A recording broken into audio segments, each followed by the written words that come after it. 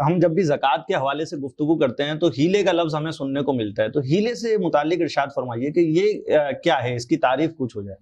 ہیلے کی اگر تعریف پہ ہم جانا چاہیں تو اس کو ایک مثال سے سمجھیں کہ زکوٰۃ میں جو زکوٰۃ کا رکن ہے وہ یہ ہے کہ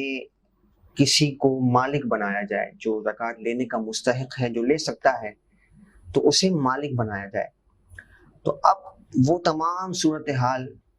کہ جن میں یہ ممکن نہ رہے، مثلا کسی مسجد کی تعمیر ہے، کسی مدرسے کی تعمیر ہے،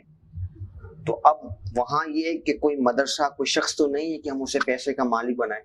جبکہ زکوٰۃ میں ضروری ہے کہ مالک بنایا جائے گا۔ تو اب اولاً تو یہی ہے کہ اہل اسلام جو ہیں وہ زکوٰۃ کے علاوہ اپنی دیگر رقوم سے، رقم سے اور دیگر ذرائع سے جو ہے وہ ان اخراجات کو پورا کریں، مگر اب لوگوں میں اتنی یوں کہہ لیجیے کہ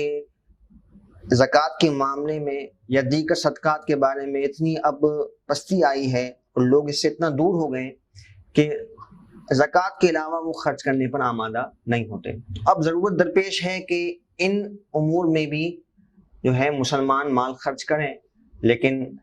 اس طرف لوگوں کی رغبت کم ہے، تو اب مجبوراً جو ہے وہ زکوٰۃ کے پیسوں سے ہی ان چیزوں کو بھی دیکھا جاتا ہے۔ تو اب مالک بنانا ضروری ہے زکوٰۃ میں، تو یہ جو ہے وہ ہیلہ اختیار کیا جاتا ہے کہ اب جو ہے کوئی شرعی فقیر ہو، اسے جو ہے ہم اس رقم کا مالک بنائیں۔ اب وہ یہ ساری رقم جو ہے وہ مسجد کے لیے یا مدرسے کے لیے وہ ہدیہ کر دے، تحفہ کر دے۔ تو اب بظاہر تو ہم نے رقم اس فقیر کو دی، لیکن مقصود یہ تھا کہ وہ مسجد کی تعمیر کے لیے تحفہ دے دے، ہدیہ دے دے، یا مسجد کے اخراجات کے لیے وہ اسے عطیہ کر دے۔ تو اصل یہ ہم دیکھیں کہ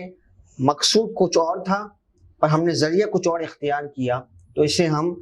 علمی اصطلاح میں ہیلہ کہتے ہیں۔ تو اس کی اجازت ہے جیسا کہ میں نے آغاز میں عرض کیا، لیکن اس وقت کہ جب انتہائی ضرورت ہو، بلا وجہ زکوٰۃ سے بچنے کے لیے، یا پھر جو ہے اور وسائل موجود ہیں، پھر ہیلوں کو اختیار کرنا شریعت میں اس کی اجازت نہیں ہے۔ بہت شکریہ حضرت صاحب۔